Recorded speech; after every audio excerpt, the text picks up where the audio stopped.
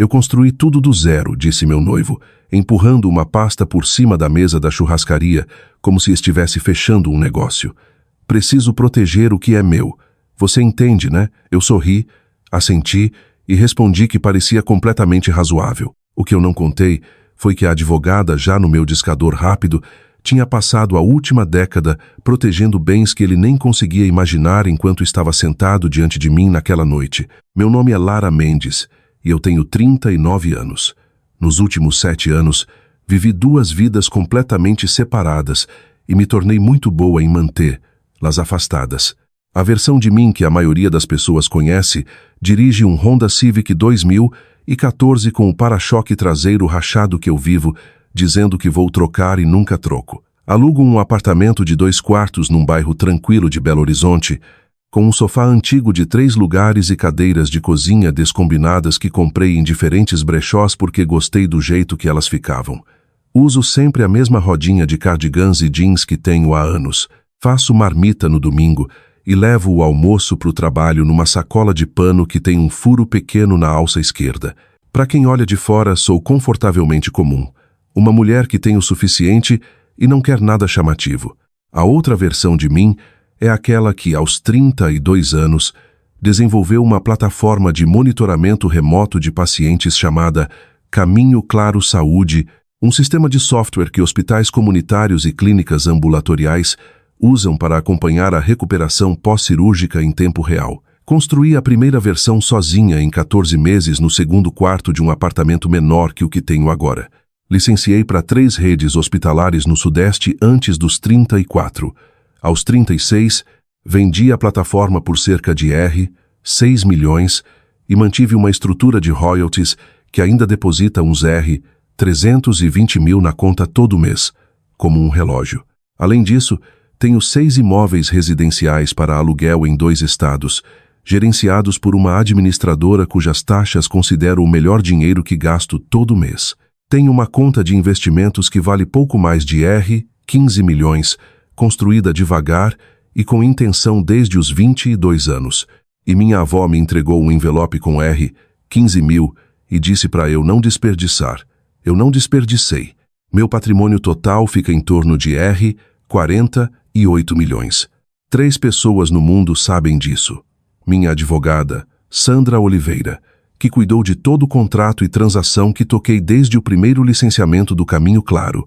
Minha irmã mais velha, Bia, que descobriu quando eu paguei quietinha a entrada da casa dela há 2 anos, e a fiz jurar pelo nome da nossa mãe que não contaria para ninguém. E minha consultora financeira, uma mulher chamada Patrícia, que me manda relatórios trimestrais que eu leio com atenção e guardo com cuidado. Rafael Couto não estava entre elas. Conheci o Rafael numa conferência há 4 anos. Ele tocava um escritório de arquitetura de porte médio, com 12 funcionários e um portfólio de reformas comerciais que ele descrevia com precisão como impressionante. Era confiante de um jeito que não soava imediatamente como ego. Soava como algo conquistado, de alguém que trabalhou duro e sabia disso. Tinha opiniões fortes sobre café, jazz e a ineficiência estrutural da maioria dos estacionamentos brasileiros. E me fez rir tanto no primeiro jantar que derramei vinho na manga e nem liguei. Deixei eu mesma me apaixonar por ele de forma gradual e com intenção real. Ele nunca perguntou muito sobre minhas finanças. Eu disse que era consultora na área de saúde, o que era verdade suficiente. Consultava em alguns projetos por ano para manter contato com o setor e porque realmente gostava do trabalho. A renda disso parecia um salário profissional razoável. Ele aceitou. Não sondou. E eu tomei aquela ausência de sondagem como um bom sinal, em vez de uma suposição que ele tinha feito sobre quem eu era. Por 3 anos, funcionou. Viajamos. Cozinhávamos feijoada mal feita juntos nas noites de semana. Ele falava do escritório, dos clientes, dos projetos de que mais se orgulhava. Eu escutava com interesse genuíno e fazia boas perguntas. Ele me pediu em casamento numa terça-feira à noite no meu apartamento, o que eu adorei, porque era tão comum. Sem pôr do sol ao fundo, sem plateia, só nós 2 e um anel que ele claramente tinha pensado com cuidado, e uma pergunta que fez com a voz um pouco trêmula. Eu disse sim. A mudança começou uns 8 meses antes da conversa que mudou tudo. O Rafael tinha pegado 2 contratos grandes naquela primavera. Os dois empolgantes, os dois caros de executar, e o fluxo de caixa dele tinha apertado de um jeito que o estressava como eu nunca tinha visto. Ele ficava mais quieto no jantar. Checava o celular mais. Começou a mencionar dinheiro num tom novo, não casualmente, mas com uma ansiedade baixa zumbindo por baixo de cada frase. Falava de colegas que tinham sido destruídos em divórcios. Citava um amigo da faculdade que tinha perdido a casa num acordo. Me encaminhou um artigo sobre proteção de bens no casamento sem nenhum comentário, que eu li e deixei de lado. Reconheci o padrão antes de ele nomear. Ele estava construindo para alguma coisa. A noite em que chegou, estávamos numa churrascaria que ele gostava para ocasiões que considerava importantes. Tínhamos terminado os pratos principais. Ele serviu o resto do vinho, pousou a garrafa e disse: "Estou pensando em nós e no futuro, e quero ter certeza de que estamos começando esse casamento do jeito certo." Eu esperei. "Eu te amo", disse ele. "Quero deixar isso claro, mas construí meu escritório a partir de uma única mesa de desenho e um cliente que me pagava em parcelas. Tudo o que tenho eu criei sozinho, e preciso saber que isso está protegido." Ele fez uma pausa.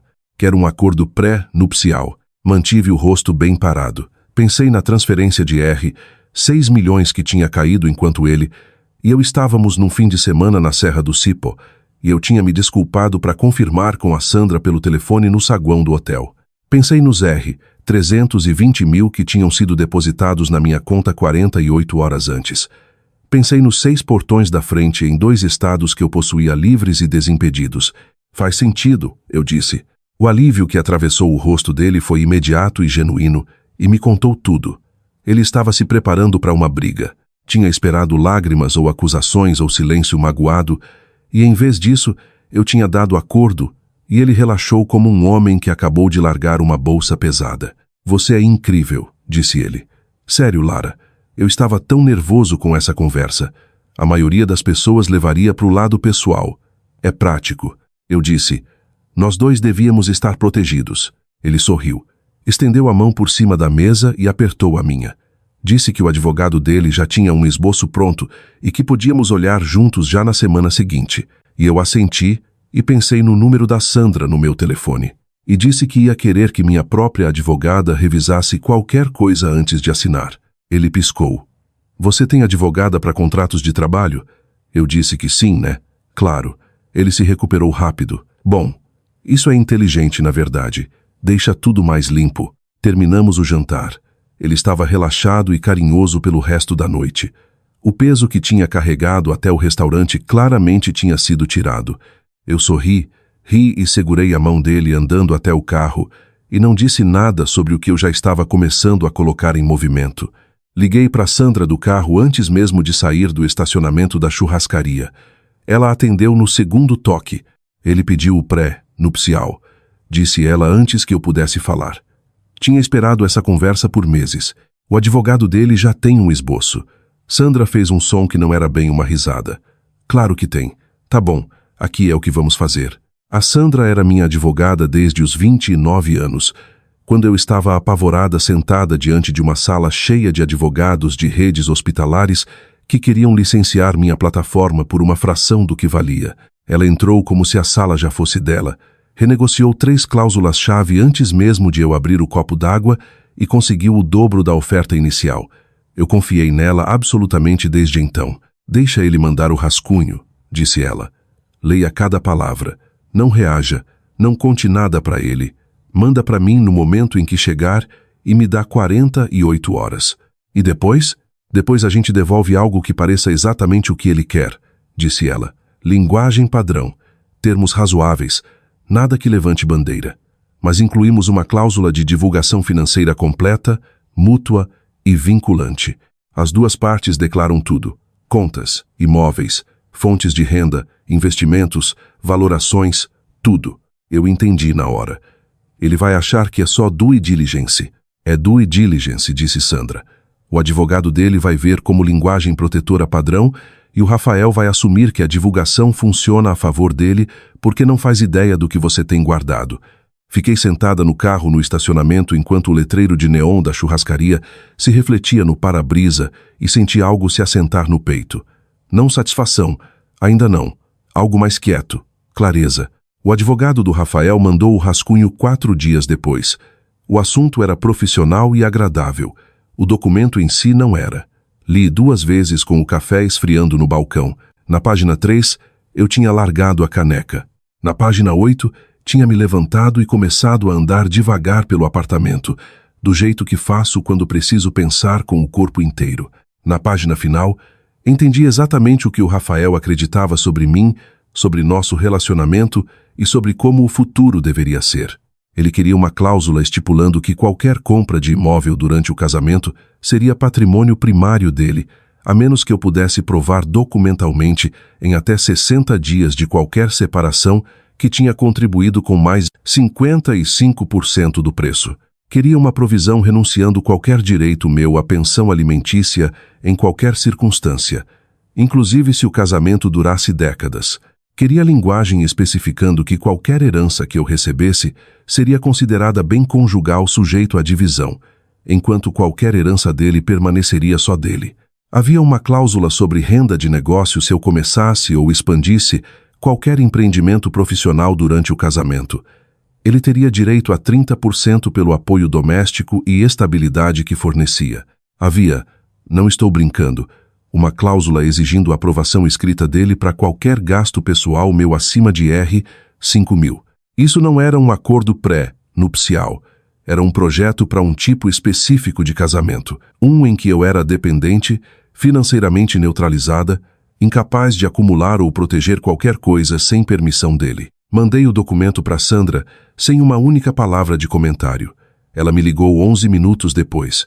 Lara, disse ela, com um tom que eu só tinha ouvido poucas vezes antes, sempre quando algo realmente a surpreendia. O advogado dele redigiu isso. Sim, ele deixou isso sair do escritório. Ela ficou quieta um momento. Depois, tá bom, 48 horas. Vou me divertir muito com isso. A semana entre mandar o documento para Sandra e a data marcada para a assinatura pareceu elástica. Em alguns momentos o tempo corria normal. Em outros eu olhava para o Rafael do outro lado da mesa de jantar e o via claramente não como o homem que eu tinha amado por 4 anos, mas como alguém que tinha feito um conjunto de cálculos sobre quem eu era e quanto eu valia, e construído um framework jurídico inteiro em torno desses cálculos, sem me fazer uma única pergunta sobre minha vida. Notei coisas que antes eu tinha explicado para mim mesma. O jeito como ele sempre mencionava o custo do que estávamos fazendo. Não exatamente se gabando, mas estabelecendo que era ele quem tornava aquilo possível, que a renda dele era o motor da nossa vida juntos. O jeito como falava dos projetos do escritório com uma precisão que às vezes não batia com o que eu ouvia, quando ele estava em chamadas de trabalho e esquecia que eu estava no cômodo ao lado. A performance cuidadosa de segurança financeira, mesmo quando o estresse por trás dela era visível para qualquer um prestando atenção. Ele tinha decidido que eu era uma coisa. Nunca tinha checado. Jantei com a Bia na quinta antes da assinatura. Dividimos uma garrafa de vinho tinto na cozinha dela depois que as crianças dormiram. E contei tudo. O pré-nupcial, o plano da Sandra, a cláusula de divulgação, tudo. A Bia escutou sem interromper, o que é raro nela. Quando terminei, ela disse, ele não faz ideia, nenhuma. Serviu mais vinho, e você vai mostrar para ele numa sala com advogados presentes. Esse é o plano. Ela ficou quieta um momento. Depois, você tá bem? Pensei nisso. Tinha me feito a mesma pergunta por dias. Não sei ainda, respondi com sinceridade. Eu amo ele, ou amava quem eu achava que ele era. Mas a pessoa que redigiu aquele documento, essa é a resposta real para todas as perguntas que eu tinha sobre se podia confiar nele. A Bia assentiu devagar. Então você não está perdendo algo bom, disse ela. Você está finalmente vendo algo com clareza. Não dormi muito na noite antes da assinatura. Fiquei deitada no escuro repassando todas as versões de como o Rafael poderia reagir. Pensei na nossa primeira viagem juntos. Um fim de semana longo na serra onde ele tinha sido paciente, engraçado e completamente presente de um jeito que me fez baixar a guarda pela primeira vez em anos. Pensei na terça-feira em que ele me pediu em casamento e como a voz dele tremeu um pouco ao fazer a pergunta. Me perguntei quanto daquilo tinha sido real e quanto tinha sido a versão de mim com quem ele estava performando o relacionamento. A consultora modesta, a parceira descomplicada, a mulher que nunca complicaria a narrativa dele sobre si mesmo. Levantei às 6. Tomei banho. Coloquei um blazer cinza escuro e calça preta, quieta e profissional. Nada de joias além de brincos pequenos. Parecia exatamente o que o Rafael esperava que eu parecesse, o que era intencional. A Sandra mandou mensagem às 8h15. Pronta quando você estiver. Comi metade de uma torrada, tomei café e dirigi para o centro. O advogado do Rafael era um homem chamado Paulo Guedes, cujo escritório ocupava o 14º andar de um prédio que se esforçava muito para fazer os visitantes se sentirem pequenos. O lobby tinha pisos de pedra polida que ecoavam cada passo, e a recepcionista tinha o calor ensaiado de alguém que cumprimenta pessoas nervosas o dia inteiro há anos. O Rafael já estava na sala de reuniões quando cheguei. Levantou quando entrei, e parecia bonito e composto, vestindo o terno cinza chumbo que eu tinha ajudado ele a escolher para reuniões importantes. A expressão carregava o tipo específico de confiança, aliviada de um homem que acredita que a parte difícil já ficou para trás. Beijou minha bochecha. Você está ótima, disse. Isso está quase acabando. Aí a gente pode voltar a só curtir o noivado. Quase acabando. Assenti e sentei. O Paulo Guedes entrou um momento depois. Meia-idade, cabelo grisalho nas têmporas. A autoridade medida de um homem que passou a carreira fazendo coisas complicadas parecerem resolvidas. Apertou minha mão, disse que era um prazer, que o processo seria bem direto. Direto. Guardei a palavra. A Sandra chegou por último. Ouvi ela antes de aparecer. Não exatamente os passos, mas a mudança na energia fora da porta que precede alguém que entra em salas como se já tivesse ganhado. Entrou carregando uma única pasta de couro. A expressão profissionalmente neutra, a presença de algum jeito fazendo a sala parecer que tinha se rearrumado ao redor dela. O Paulo estendeu a mão. A Sandra apertou com um sorriso perfeitamente calibrado. Vamos, disse ela. Sentamos. O Paulo abriu a pasta e começou a apresentar as divulgações financeiras do Rafael. A valoração atual do escritório, o apartamento dele, o leasing do carro, as contas de investimento, apresentou esses itens com o orgulho quieto de um homem exibindo algo valioso. O Rafael sentou com os braços frouxamente cruzados, composto, a imagem de alguém que não tem com que se preocupar. Olhou para mim uma vez e deu um aceno pequeno de tranquilidade. Viu? Fácil. O Paulo deslizou o rascunho original do pré-nupcial por cima da mesa. Framework protetor padrão, disse. Bem separado permanece separado. Divisão limpa de bens. Totalmente razoável para dois profissionais entrando num casamento com holdings individuais. A Sandra não tocou no documento. Em vez disso, abriu a pasta devagar com a calma deliberada de alguém que tem todo o tempo do mundo e retirou uma pasta bem mais grossa que qualquer outra coisa na mesa. Pousou com um som suave e plano que pareceu ficar no ar da sala de reuniões mais tempo que deveria. Preparamos uma contraproposta, disse ela. Minha cliente aceita o framework geral com uma adição. Divulgação financeira completa e mútua. As duas partes fornecem documentação completa. 5 anos de declarações de imposto de renda, todos os extratos de contas, holdings de imóveis, portfólios de investimento, fontes de renda, interesses empresariais, tudo verificado e registrado. O Paulo franziu ligeiramente a testa, olhando para os documentos de divulgação que já tinha apresentado para o Rafael. Fornecemos as finanças do Sr. Couto. Forneceram as finanças do Sr. Couto, concordou a Sandra agradavelmente. As da Senhora Mendes ainda não foram apresentadas. O Rafael virou para olhar para mim. Lara, isso não... Quer dizer, isso não precisa complicar. A gente confia um no outro. Olhei para ele firme. Se vamos ser minuciosos, vamos ser minuciosos, eu disse. É isso que você queria, né? Algo piscou no rosto dele. Uma pequena incerteza rapidamente suavizada. Claro, claro. Vamos ver. A Sandra abriu a pasta e deslizou a documentação por cima da mesa. Observei o rosto do Paulo Guedes mudar. Aconteceu em etapas. Neutralidade profissional dando lugar à confusão. Confusão virando um recálculo rápido. Recálculo pousando em algum lugar entre incredulidade e o que só consigo descrever como um advogado, atualizando silenciosamente toda a compreensão da sala em que estava. Ele virou páginas. Os olhos se moviam mais rápido. Virou mais páginas. O Rafael se inclinou para frente e pegou uma das folhas. A cor sumiu do rosto dele tão rápido e tão completamente que por um momento achei que ele realmente precisaria sentar em algum lugar mais quieto. O que é isso? A voz saiu pouco acima de um murmúrio. Minha divulgação financeira, eu disse.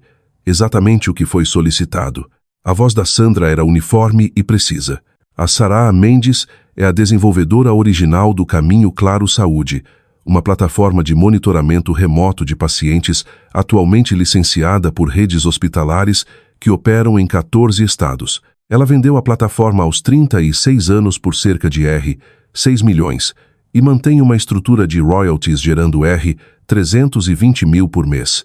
Possui 6 imóveis residenciais geradores de renda em Minas Gerais e São Paulo. Seu portfólio de investimentos está avaliado em R$15 milhões. O Rafael tinha parado de escutar a Sandra. Ainda olhava fixo para a página na mão dele. Lara, meu nome saiu quebrado. Isso, como? Não conseguiu terminar a frase. Está tudo documentado, eu disse baixinho. Cada número, declarações de imposto, extratos de conta, registros de escritura, tudo aí.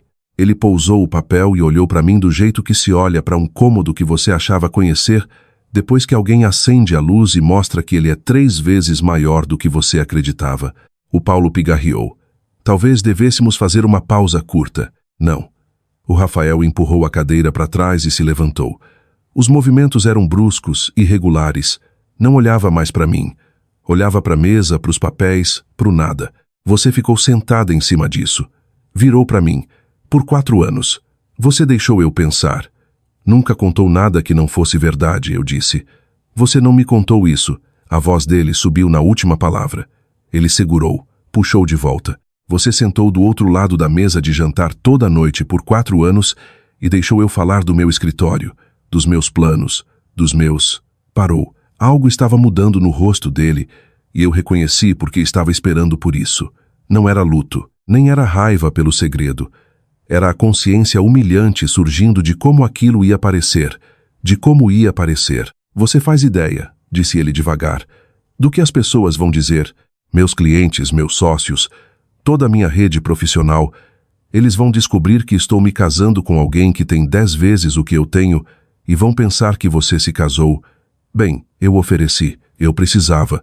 A voz dele ficou plana e fria, que eu não conseguia construir algo real sozinho.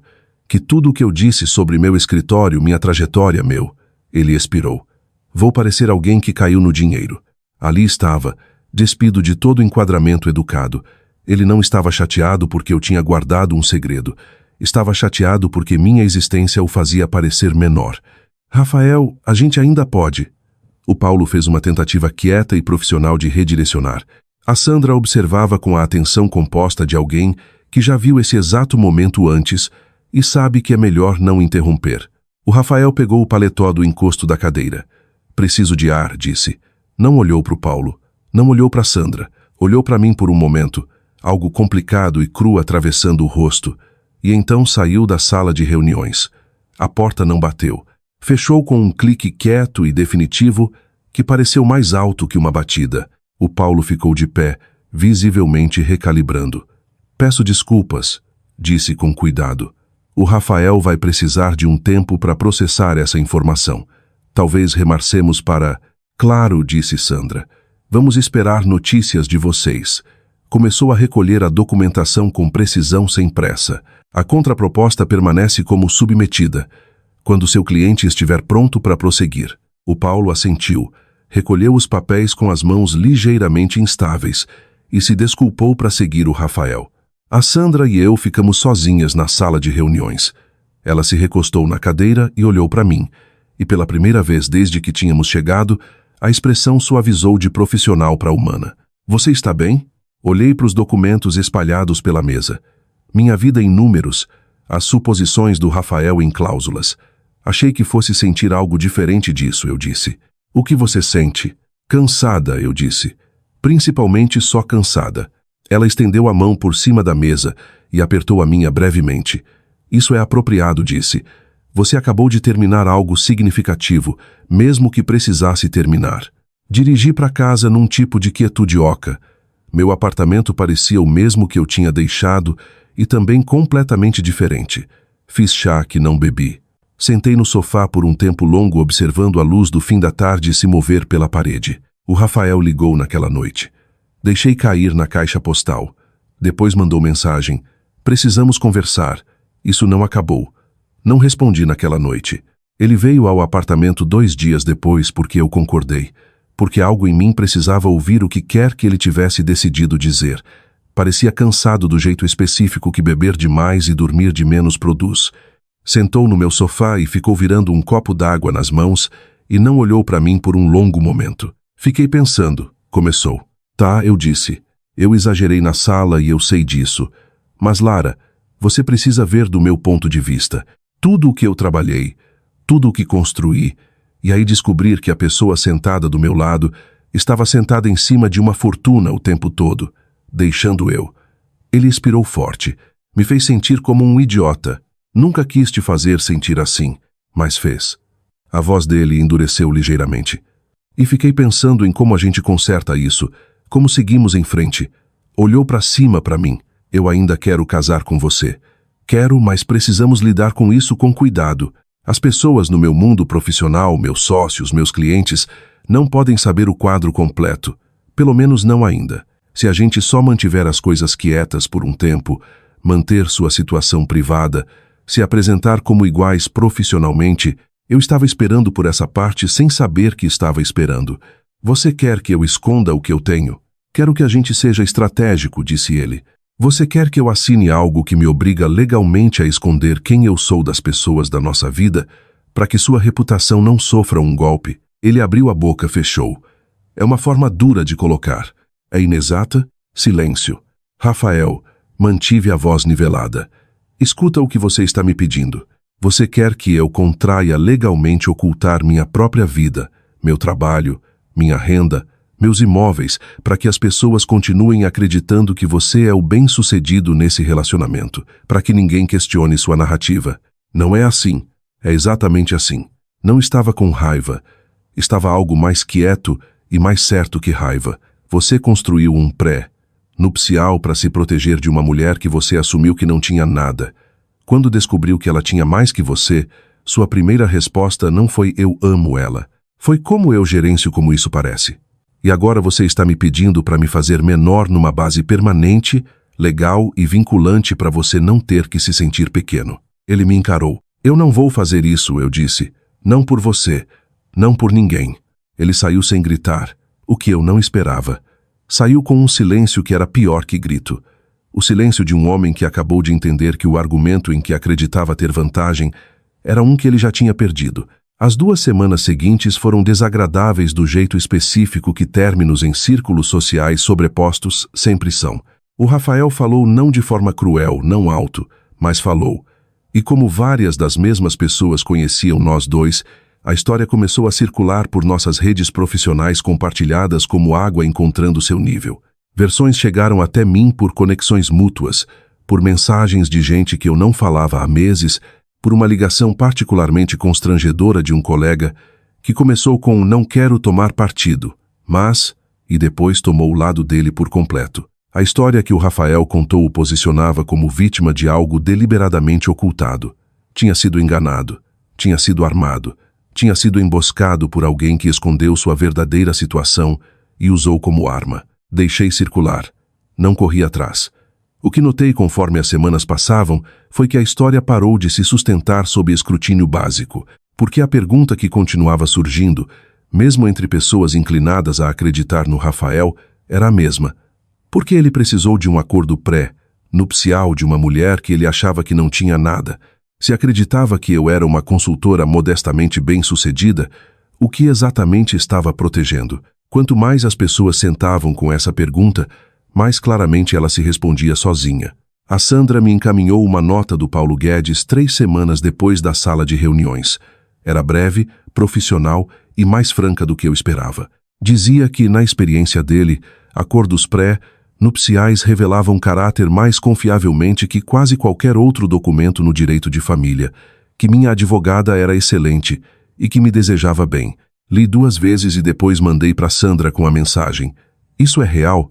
Ela respondeu: "O Paulo Guedes é um dos decentes. Está te dizendo que o cliente dele o constrangeu." Comecei a ver uma terapeuta no outono. Adra, Miriam Hess, cujo consultório tinha uma pequena fonte na estante que eu achei imediatamente calmante. Nas sessões iniciais, ela me pediu para pensar por que eu tinha escondido minha vida financeira, não as razões práticas, que eram diretas, mas as emocionais. Você queria ser amada sem a complicação do que você tem, disse ela na terceira sessão. Sim, eu disse. E você também queria testar se o amor era real? Olhei para a fonte. Talvez os dois, admiti.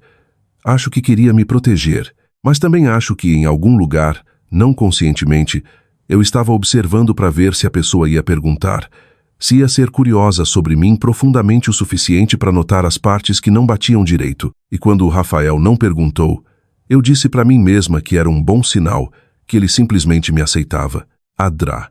Hess ficou quieta um momento. Ou ele aceitou a versão de você que se encaixava mais confortavelmente na história que ele contava sobre si mesmo. Essa frase ficou comigo por semanas. 5 meses depois da sala de reuniões, minha amiga Carolina me arrastou para um evento beneficente de uma ONG de alfabetização local. Eu tinha resistido por 3 semanas com várias desculpas, e ela simplesmente ignorou todas. Me mandou o endereço e disse que já tinha colocado meu nome na lista de voluntários. O evento foi num centro comunitário que cheirava confortavelmente a livros velhos, café ruim e esforço humano genuíno. Tinha mesas dobráveis e arranjos de centro descombinados, e um número notável de desenhos de crianças do ensino fundamental presos num quadro improvisado. E era tão sem pretensão e quente que parte da tensão que eu vinha carregando por meses se soltou sem minha permissão. Fui designada para a estação de separação de livros com 3 outros voluntários. Um deles era um homem chamado Marcos Lima, que vestia uma camisa de flanela com tinta na manga esquerda e segurava um exemplar de bolso de um romance de Clarice Lispector, como se não tivesse certeza se pertencia à pilha do ensino médio ou à de adultos. Fico começando uma frase para te ajudar e depois duvidando de mim mesma, eu disse. Ele olhou para cima. Tinha o tipo de rosto que se rearruma num sorriso, como se essa fosse sua posição natural. Por favor, estou olhando para isso há 4 minutos. Eu dou aula de literatura para o ensino médio e estou paralisado pelo sistema de organização. Eu ri, um riso de verdade, do tipo que te pega de surpresa, e disse para ele que provavelmente pertencia aos adultos. Separamos livros por 2 horas e falamos de tudo, desde a miséria específica de provas padronizadas até o gênio subestimado de certos lanches de conveniência. Ele era engraçado, sem pressa e fazia perguntas de acompanhamento. O tipo de pessoa que escuta como se você estivesse dizendo algo que vale a pena ouvir. No fim da noite, ele perguntou se eu queria tomar um café algum dia. Não necessariamente um encontro, acrescentou. Só. Você é a pessoa mais interessante com quem eu conversei em meses e eu preferia não perder o contato. Dei meu número. Tomamos café. Depois jantar. Depois uma tarde de domingo numa livraria onde nós 2 compramos mais do que pretendíamos e discutimos produtivamente se a sessão infantil merecia melhor iluminação. No nosso quarto encontro, sentados na varanda do apartamento dele com uma garrafa de vinho do supermercado e sobras de um restaurante tailandês ali perto, contei tudo para ele. Contei do caminho claro, da venda, dos royalties, dos imóveis, do portfólio, do pré-nupcial e da sala de reuniões e do Rafael e da Sandra e das pastas deslizando pela mesa, de ter escondido tudo por anos, porque toda vez que dinheiro entrava num relacionamento antes, mudava as coisas de jeitos que eu não sabia como desfazer, de amar a vida comum que eu tinha construído e não querer perder, lá para a versão de mim que vivia em extratos de conta. Ele escutou sem interromper. Sentou com o que eu contei tempo suficiente para eu começar a me preocupar, e então pousou a taça de vinho e olhou para mim com uma expressão que era simplesmente, genuinamente quente. Então você construiu algo notável, disse ele, e passou anos preocupada que alguém fosse gostar mais de você pelo que construiu do que por quem você é. Algo assim. Isso não é complicado, disse ele. Isso é incrivelmente humano. Pegou a taça de volta. Além disso, eu ensino os 17 anos sobre os documentos federalistas por R$ 54.000 por ano e dirijo um carro velho o suficiente para ter opiniões sobre o governo Lula. Então, se você estava preocupada que eu fosse fazer as contas sobre isso e de repente mudar como te vejo, balançou a cabeça. Sua coisa do caminho claro parece genuinamente legal. Na verdade, você vai ter que explicar como funciona a estrutura de royalties em algum momento, porque eu não entendo como isso funciona. Olhei para ele por um longo momento. Algo que tinha estado apertado no meu peito por meses se soltou tão quietamente que quase não percebi. Posso explicar, eu disse. Bom, ele encheu as 2 taças de novo. Me conta tudo. Isso foi há 14 meses. O Rafael e eu não temos contato. A última coisa que ouvi por uma amiga em comum foi que ele reestruturou o escritório, dispensou 2 associados e estava indo melhor profissionalmente depois que parou de se estender demais. Espero que seja verdade. Espero que ele esteja vendo alguém. Espero que, quando a oportunidade aparecer, ele faça perguntas. O Marcos e eu estamos noivos. Ele me pediu em casamento numa manhã de quarta na minha cozinha, enquanto eu fazia café, e ele lia as notícias no celular, olhou para cima e disse sem preâmbulo: "Quero construir uma vida com você, de forma permanente. Você quer isso?" Eu disse sim, antes que ele terminasse a frase. Não houve acordo pré-nupcial. Não houve discussão sobre Nós sentamos juntos com um planejador financeiro. O Marcos queria entender minha situação para poder ser um parceiro genuíno nas decisões, não só um passageiro. Fez boas perguntas, tomou notas e disse: "Ainda não entendo isso, mas quero entender mais de uma vez." E eu o amei tanto naquelas reuniões que mal conseguia suportar. Ainda dirijo o Civic. Ainda faço compras nas mesmas lojas e mantenho o mesmo apartamento e levo o almoço na sacola de pano com o furo na alça. Minha vida comum é a vida que eu realmente amo, e nunca senti necessidade de deixá-la. O que entendo agora que não entendia completamente antes é que esconder minha vida financeira foi tanto uma proteção quanto uma pergunta que eu estava esperando ver respondida. E a resposta do Rafael, quando o dinheiro finalmente apareceu, foi que ele nunca tinha realmente sido curioso sobre mim. Tinha sido curioso sobre a versão de mim que se encaixava na história dele. O Marcos, na noite em que contei tudo, se inclinou para frente e perguntou como funcionava o algoritmo de monitoramento da plataforma. Não recalculou nada. Não atualizou sua compreensão do que estava ganhando. Só queria saber mais sobre algo que eu tinha feito. Essa é a diferença toda. Isso é tudo. Se essa história te prendeu da primeira frase até esta, dá like agora mesmo. Quero saber qual foi o momento em que caiu para você. Deixa nos comentários. E se você quer mais histórias sobre mulheres que já têm as cartas na mão e simplesmente esperam o momento certo para mostrá-las, se inscreve e ativa as notificações. Te vejo na próxima.